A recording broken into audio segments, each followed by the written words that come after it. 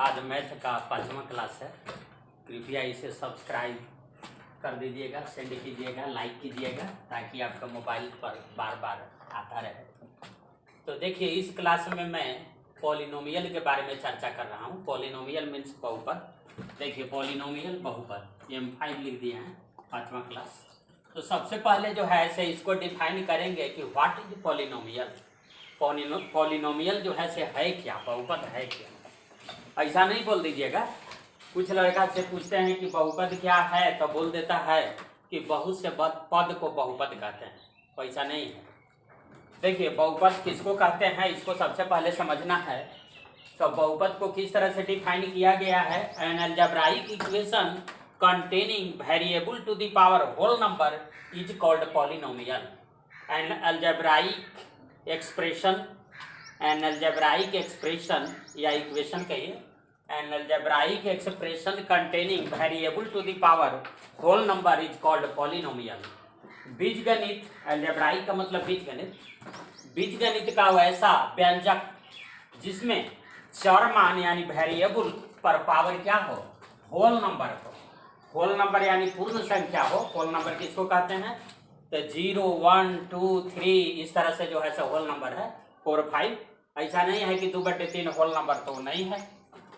तो देखिए, whole number समझते हैं पूर्ण संख्या। तो an algebraic equation containing variable to the power whole number is called polynomial. बीजगणित का वैसा व्यंजक जिसमें चर मान का घात जो है, पावर जो है सो पूर्ण संख्या हो, उसको बहुपद कहते हैं। जैसे मान लिया कि कोई कह रहा है कि 0, तो 0 जो है से बहुपद है या नहीं। तो सबसे पहले जो है से अलजेब्राइक जो है से एक्सप्रेशन है या नहीं। तो अलजेब्राइक एक्सप्रेशन यानी बीजगणित का व्यंजक हम उसको कहेंगे जिसमें क्या है कि कांस्टेंट के साथ जो है से कुछ गुना रहेगा। जैसे चर मान गुना रहेगा, जैसे x रहे, y रहे, z रहे। तो देखिए, सबसे पहले ये अलजेब्राइक नहीं है, 0 अलजेब्राइक नहीं है। तो मान लिया कि 0 को हम लिख दिए 0 × x को पावर 0। तो देखिए, अब 0 के साथ तो x गुना हो गया, तो ये अलजेब्राइक बन गया। और इसमें जो वेरिएबल है वो क्या है, x है। तो इस वेरिएबल पर पावर क्या है, तो देखिए 0 है यानी होल नंबर है। तो इसलिए 0 को जो है से हम कह सकते हैं कि यह बहुपद है।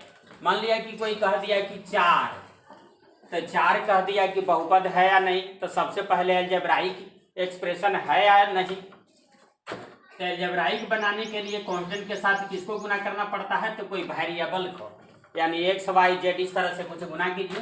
तो मान लिया कि 4 को हम लिख दिए 4 × x को पावर 0। तो क्या दिक्कत है, कोई दिक्कत नहीं है। किसी संख्या को पावर 0 देने से 1 हो जाता है।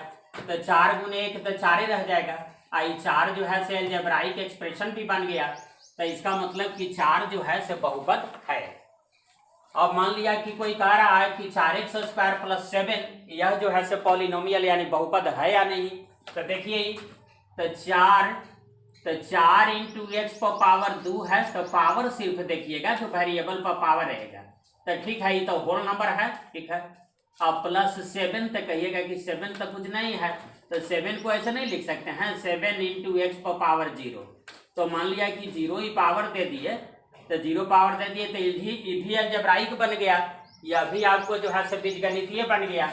x पर वेरिएबल पर पावर 0 आ गया, और 0 जो है से होल नंबर है, पूर्ण संख्या है, इसलिए यह जो है से पॉलिनोमियल है, बहुपद है। मान लिया कि इस उदाहरण को लेते हैं 7x² + 8x + 9। तो देखिए, यहाँ तो आपको स्पष्ट होगा कि यहाँ वेरिएबल पर पावर 2 है, यहाँ वेरिएबल पर पावर 1 है, और उसी तरह से +9 है। तो 9 × x पर पावर 0 कर दीजिएगा। तो 9 × x पर पावर 0 कर दीजिएगा, तो ये भी तो वेरिएबल है। तो ये भी वेरिएबल पर पावर होल नंबर आ जाएगा। तो 7 × x पर पावर x² है, और +8x है, और प्लस क्या है, +9 × x पर पावर 0 दे दीजिएगा। तो इससे क्या आपका बिगड़ जाता है, कुछ नहीं बिगड़ेगा। और इसके बाद जो है से यह पॉलिनोमियल में आ जाएगा। तो ये भी पॉलिनोमियल है। और मान लिया कि कुछ ऐसा उदाहरण हम प्रस्तुत कर रहे हैं कि x² + 7xy +√3z²। तो यह पॉलिनोमियल है या नहीं। तो देखिए, x है, वेरिएबल है, मतलब कि बदलने वाला चीज है। x का मान कुछ भी हो सकता है, वेरिएबल का मतलब बदलने वाला चर मान। तो देखिए, x पर पावर 2 है, तो 2 क्या है, 2 के बारे में देखिएगा। तो 2 आपका जो है सो होल नंबर है, पूर्ण संख्या है। अब इसमें देखिए तो 7 पर ना ताकिएगा, इस पर ताकिएगा। तो x पावर 1 है, y पावर क्या है 1 है आपका, तो ये भी जो है से क्या है, ठीक है, यह भी होल नंबर है। √3 पर नहीं देखिएगा, इसको मैंने देखना है, जेड वेरिएबल है, जेड पावर क्या है 7 है, तो यह होल नंबर है। तो इस तरह से पूरा जो है से अलजेब्राइक एक्सप्रेशन है और सब पावर जो है से होल नंबर है। इसलिए इसको जो है से अगर हम मान लिया कि बहुपद कह रहे हैं, पॉलिनोमियल कह रहे हैं, तो क्या है कि कोई अतिशयोक्ति नहीं है, इसको कोई बढ़ा चढ़ा के कहीं नहीं कह रहे हैं, नो एक्साजरेशन। देखिए मान लिया कि √3 है, तो √3 के बारे में कह रहे हैं कि यह बहुपद है या नहीं। तो मेन तो √3 को नहीं देखना है, सबसे पहले जो है से √3 जब है तो √3 को अलजेब्राइक बनाइए, तो √3 × x पावर मान लिया 0 लिख दिए, तो इसी आपका क्या बिगड़ जाता है, किसी संख्या को पावर 0 देंगे 1 होगा और √3 में 1 से गुना करेंगे, यही रह जाएगा और यह अलजेब्राइक बन भी गया। तो यह तो आपका बहुपद आ गया। तो √3 को ही कहेगा कि बहुपद है या नहीं, तो बोलना है कि √3 जो है से बहुपद है। अब देखिए √3 + 1/2 माइनस और √, क्या है 7 है, इस तरह से दे दिए हैं, कुछ भयंकर आपको दे दिए कि आप समझ जाए कि बहुपद नहीं है।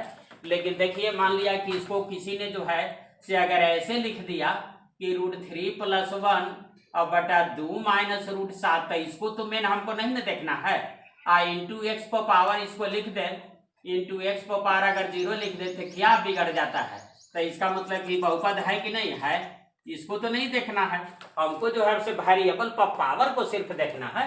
अब इसके बाद ये देखिए, तो इसमें अगर हम देख रहे हैं तो ये क्या है कि x + 3/x² + 7x + 9 है। तो इसको अगर मान लिया कि, तो देखिए वेरिएबल में ऊपर है वेरिएबल पावर 1 है, 3 पावर जो है 3 × x पावर 0 दे सकते हैं, तो ये तो ऊपर वाला बहुपद बन जाएगा। ये नीचे भी बहुपद है, तो ऐसा कुछ नहीं ना है, इसको भी ऊपर ले जाके देखना पड़ेगा। तो अगर इसको हम नीचे वाला के ऊपर ले जाएंगे तब तो ये पावर माइनस में बदलने लगेगा। तो पावर जब माइनस में बदलने लगेगा तो माइनस तो होल नंबर नहीं है, इसलिए यह जो है से बहुपद में नहीं आएगा, सिर्फ ऊपर वाला बहुपद है।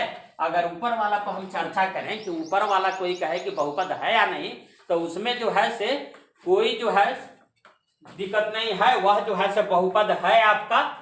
और नीचे वाला के बारे में कोई कहे कि नीचे वाला बहुपद है कि नहीं, तो नीचे वाला भी बहुपद है, लेकिन मिला जुला करके हमको कहना है कि बहुपद है या नहीं। तो नीचे वाला को भी ऊपर ले जा करके देखेंगे, तो ऊपर ले जाएंगे तो पावर जो है जो प्लस चल रहा है, तो ये तो माइनस के अंतर्गत आने लगेगा, माने बदलने लगेगा, तो यह बहुपद के परिभाषा से जो है से बिल्कुल हट जाएगा, इसलिए यह बहुपद नहीं है।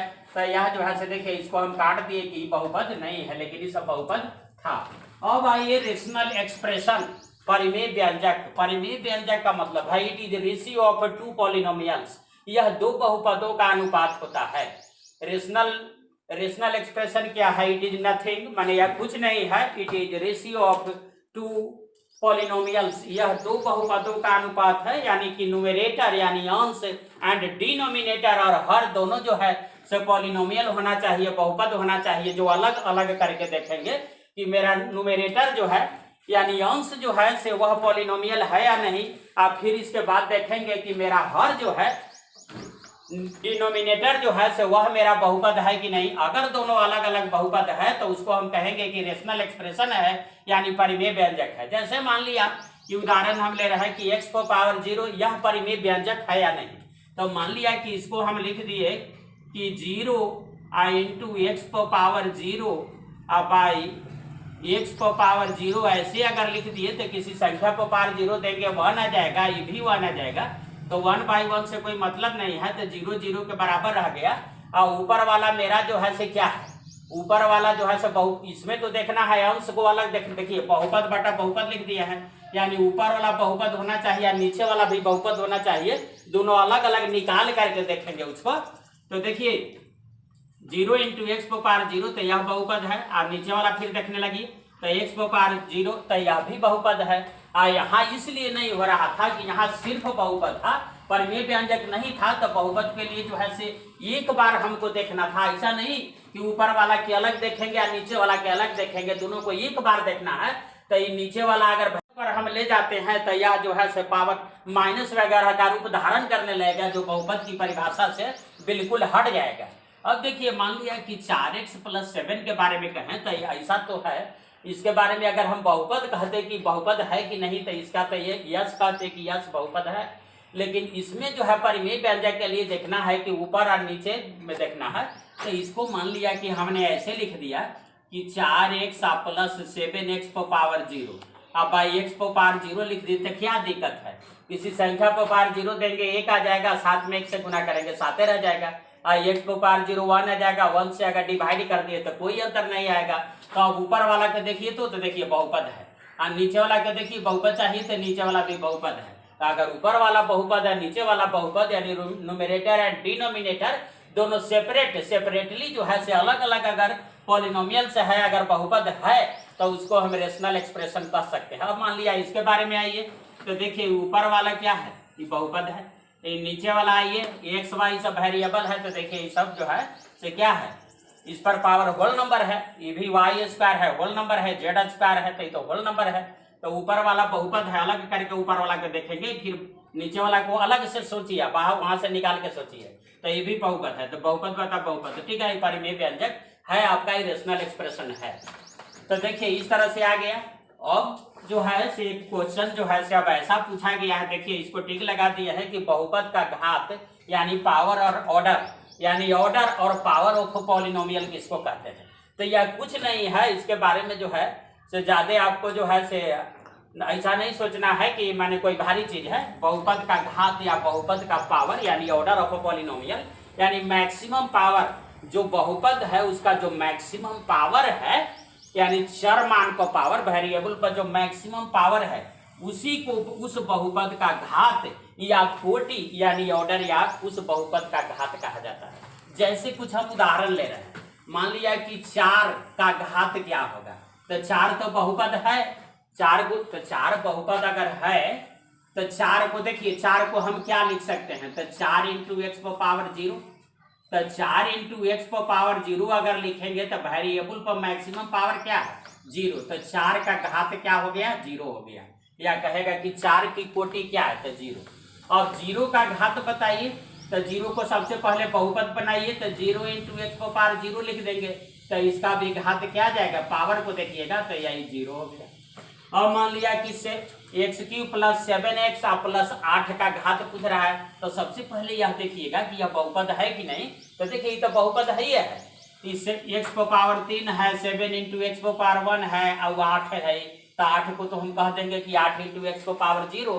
तो सब जो है क्या आ गया, तो बहुपद आ गया, सब अलग अलग बहुपद है, इसका मतलब कि पूरा बहुपद है।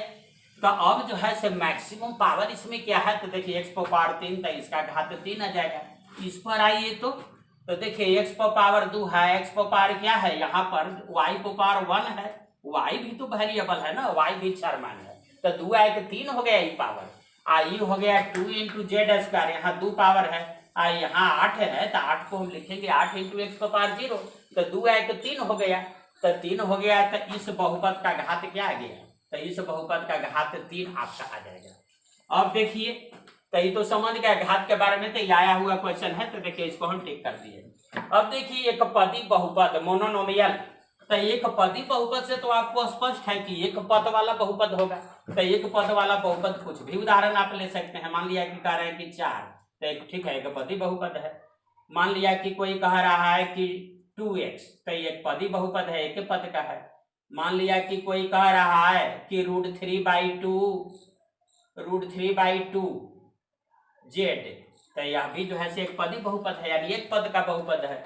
अब आइए द्विपदी बहुपद बाइनोमियल, बाइनोमियल का मान कि 2 पद का बहुपद चाहिए। जैसे कोई कह रहा है कि x + b, तो a × x पर पावर यहाँ 1 समझिएगा, आप b × x पर पावर 0 समझिएगा। तो देखिए 2 पद का बहुपद है या नहीं, तो देखिए द्विपदी बहुपद है। अब त्रिपदी बहुपद ट्राइनोमियल, तो ट्राइनोमियल का मतलब कि 3 पद का बहुपद। जैसे कोई कह रहा है कि x² + bx + c, जिसको द्विघात आप पढ़े होंगे कि इसको द्विघात कहते होंगे।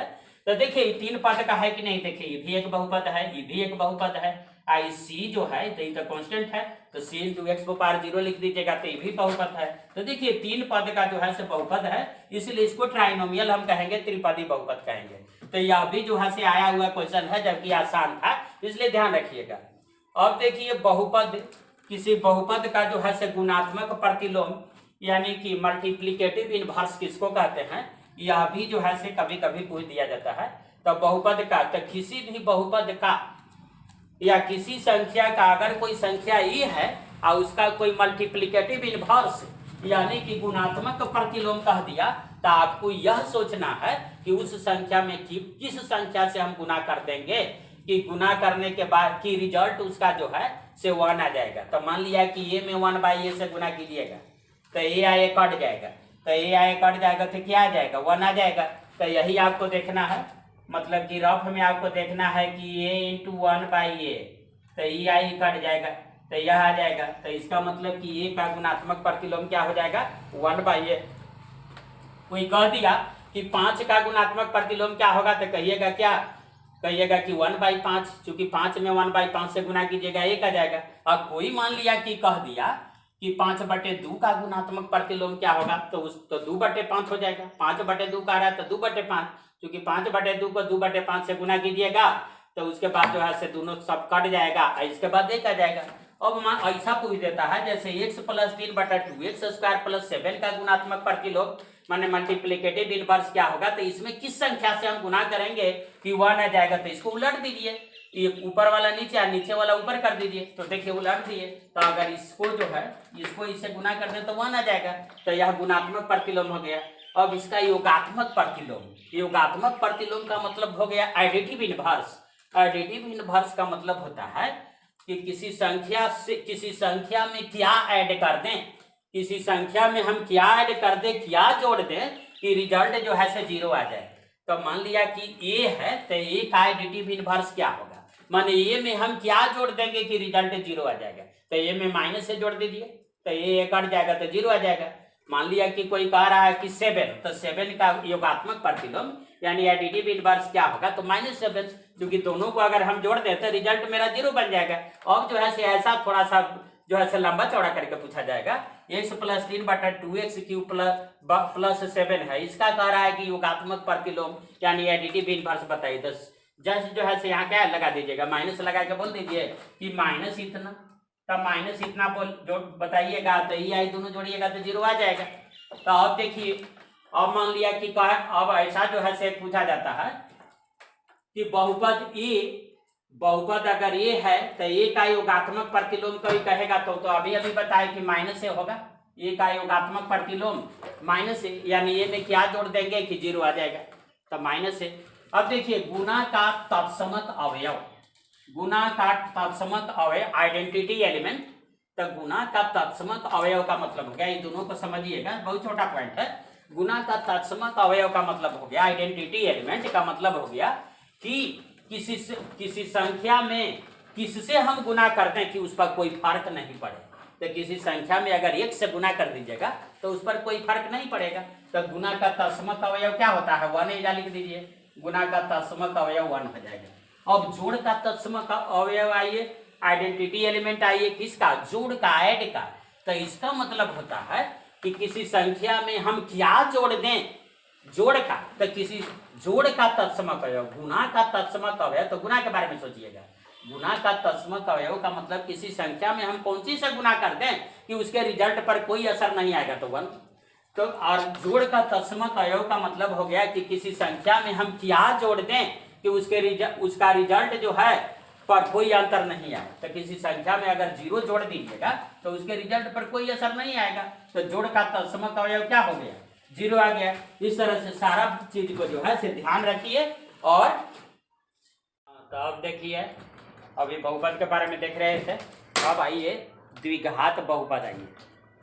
तो द्विघात बहुपद में देखिए, द्विघात बहुपद से आपको स्पष्ट है कि वैसा बहुपद जिसमें घात 2 होना चाहिए। तो देखिए इसका जो है स्वरूप होता है ax² + bx + c।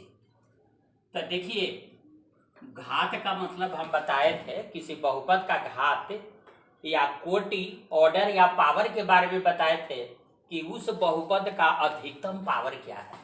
तो देखिए x² + bx + c, तो यह तो बहुपद है, तो इसका अधिकतम घात क्या है, घात किसका देखना है, तो घात आपको देखना है घात आपको वेरिएबल का देखना है। तो वेरिएबल एकरा में x ना है, तो x पावर 2 है, x पावर यहाँ 1 है, और c है तो c इंटू एक्स पावर 0, तो घात सबसे अधिकतम 2 हो गया, तो 2 हो गया, तो इसलिए इसको द्विघात कहते हैं। यानी X square plus B X plus C को द्विघात कहेंगे, यानी A is not equal to 0। अगर ए का मान 0 हो जाएगा तो ये तो 0 बन जाएगा, तो 0 बन जाएगा तो एक्स स्क्वायर तो होगा नहीं, तो खत्म हो गया, तो द्विघात नहीं ना होगा। तो इसका मतलब कि X square plus B X plus C द्विघात बहुपद होगा कब? जब A is not equal to 0, A का मान 0 नहीं होना चाहिए। अब आइए, यदि बी का मान 0 हो जाए, ये अगर ये बी का मान 0 हो जाए तो एक्स वाला तो चीज खत्म हो गया, तो हो गया एक्स प्लस सी। तो इसको कहा जाता है प्योर क्वाड्रेटिक, शुद्ध द्विघात। शुद्ध द्विघात किसको कहते हैं? तो शुद्ध द्विघात उसको कहते हैं जब एक्स का कोफिशिएंट 0 आ जाए, एक्स का गुणांक जब 0 आ जाए तो उसको कहा जाता है शुद्ध द्विघात। तो शुद्ध द्विघात समझिएगा, जैसे मान लिया कि शुद्ध द्विघात का हम एक उदाहरण मान लिया कि दे रहे हैं, कोई कह रहा है कि 7x स्क्वायर प्लस 8, तो ये शुद्ध द्विघात है। क्या इसमें x का गुणांक है? x वाला कोई x का गुणांक नहीं ना है, तो x का गुणांक नहीं है, यानी कि b का मान एक में 0 है। यह तो आपका a हो गया, यह तो आपका c हो गया। तो इसका मतलब क्या है कि इसमें जो है, इसमें b जो है वो तो 0 है आपका, तो इसलिए जो है से यह क्या है आपका शुद्ध द्विघात है। ठीक है। अब देखिए समीकरण किसको कहते हैं? द्विघात समीकरण। द्विघात बहुपद जो कह रहे थे, लेकिन हो सकता है आप द्विघात अब समीकरण पर आइए। द्विघात समीकरण आप बहुपद को एक ना कह दीजिएगा। बहुपद का मतलब हो गया कि उसमें बराबर कुछ नहीं चाहिए। जैसे देखिए X square plus B X plus C लिखे, बराबर 0 नहीं लिखे हैं। देखिए X square plus B X plus C बराबर जब 0 लिख दिए तो यह क्वाड्रेटिक इक्वेशन हो गया, द्विघात समीकरण हो गया। तो द्विघात, तो यहाँ एक्स का जो है द्विघात समीकरण जो है तो एक्स पावर 2 है, तो यह सिर्फ जो है से एक्स के 2 वैल्यू के लिए सत्य होता है। माने एक्स का 2 मान ऐसा होगा जिसको इस समीकरण पर अगर बैठा दें एक्स का मान, तो यह जो है से 0 बन जाएगा। तो उसको कहा जाता है शून्य या मूल, उसको कहा जाता है रूट से या जीरोज। मान लिया कि किसी द्विघात समीकरण का मूल जो है या शून्य यानी रूट से या जीरो जो है से अल्फा बीटा है। तब जो है से आप लोग पढ़ चुके हैं, मैट्रिक वगैरह में ये सब काफी है कि अल्फा प्लस बीटा यानी मूलों का योग बराबर माइनस बी बाई ए। सीधे यहाँ नहीं कर रहे हैं, यहाँ डायरेक्ट लिख रहे हैं minus b by a. Minus b, तो बी का मतलब क्या है? एक्स का कोफिशिएंट, यानी कि माइनस एक्स का गुणांक बटा ए का मतलब क्या है? तो ए का मतलब है एक्स स्क्वायर का गुणांक, तो बाई एक्स स्क्वायर का गुणांक। अब देखिए मूलों का गुणनफल यानी अल्फा इंटू बीटा बराबर सी बाई ए।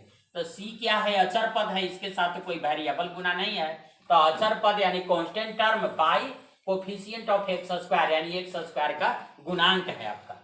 अब इसमें जो है से क्या है कि देखिए समीकरण अगर द्विघात समीकरण बनाना है और मूल दिया हुआ है, तो ऐसे बनाने के लिए आप जानते होंगे एक्स स्क्वायर माइनस मूलों का योग इंटू एक्स प्लस मूलों का गुणनफल बराबर 0।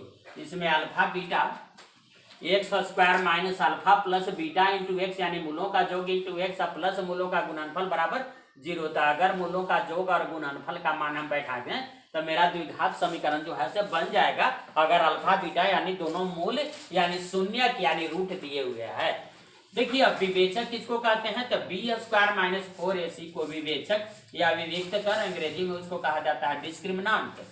तो बी स्क्वायर माइनस 4ac, तो बी का मतलब समझिएगा एक्स स्क्वायर का कोफिशिएंट और सी का मतलब समझिएगा कांस्टेंट टर्म, ए का मतलब समझिएगा एक्स स्क्वायर का कोफिशिएंट एक्स स्क्वायर का गुणांक। तो बी स्क्वायर माइनस 4ac को डी कहा जाता है यानी विवेचक यानी विवेक्त कर यानी डिस्क्रिमिनांट। तो इसमें जो x का मान निकालने के बाद आता है, x का हम बताए थे कि 2 मान आता है, तो वो इस तरह से आ जाएगा minus b plus minus under root d by 2a। ठीक है। तो इसका मतलब है कि यहाँ जो अलग अलग इसको अगर अलग अलग निकालेंगे प्लस माइनस 2 तो है, तो एक अल्फा हो जाएगा अल्फा बराबर माइनस बी अब प्लस अंडर रूट डी अब बाई 2a, एक हो जाएगा माइनस बी आई माइनस वाले लीजिए minus under root d by 2a। तो ये बीटा हो गया, ये अल्फा हो गया। इसको भी अल्फा कह सकते थे और इसको बीटा कह सकते थे। एक को अल्फा कहना है, एक को बीटा कहना है। तो अगर तो यहाँ से देखिए कि मूलों का जोड़ है तो अगर ये अल्फा बीटा दोनों जोड़िएगा ना, लघुत्तम लीजिएगा 2a, तो ये माइनस बी बाई ए आ जाएगा, सिद्ध हो जाएगा। और अल्फा इंटू बीटा माने ए आई के गुना कीजिएगा ना, तो आपको सी बाई ए आ जाएगा, वो किया जा सकता है। तो अब देखिए नेचर ऑफ रूट्स के बारे में हम बता रहे हैं कि मूलों की प्रकृति यानी नेचर ऑफ रूट्स। यदि डी का मान 0 हो जाए तो यहाँ डी का मान अगर 0 रख दिया जाए तो यहाँ 0 तो 0 हो जाएगा, तो अल्फा बराबर जाएगा माइनस बी बाई 2a। अगर इसमें डी का मान 0 रख दिया जाए यहाँ, तो बीटा बराबर भी माइनस बी बाई 2a। तो अगर डी बराबर 0 तो अल्फा बराबर बीटा बराबर माइनस बी बाई 2a आ गया, माने अल्फा भी minus b by 2a, beta भी माइनस बी बाई 2a। यानी कहा जा सकता है कि अगर डिस्क्रिमिनेंट का मान 0 आ जाए, यानी कि विवेचक विविक्तकर का मान अगर 0 हो जाए, तो मूल बराबर होगा और वास्तविक होगा। मूल आपको रियल एंड इक्वल माने मूल बराबर होगा और वास्तविक होगा। देखिए दोनों बराबर हो गया, अल्फा बीटा दोनों का मान माइनस बी बाई 2 हो गया, ठीक है। यदि डी का मान जो है से ग्रेटर देन 0 हो जाए, तो ग्रेटर देन 0 हो जाए तो अल्फा और बीटा बराबर नहीं आएगा। आप देख लीजिए खुद, डी का मान अगर 0 से बड़ा हो गया, तो 0 से बड़ा हो गया तो माइनस बी प्लस यहाँ डी का मान लिया 5 हो गया, तो अंडर रूट 5/2a।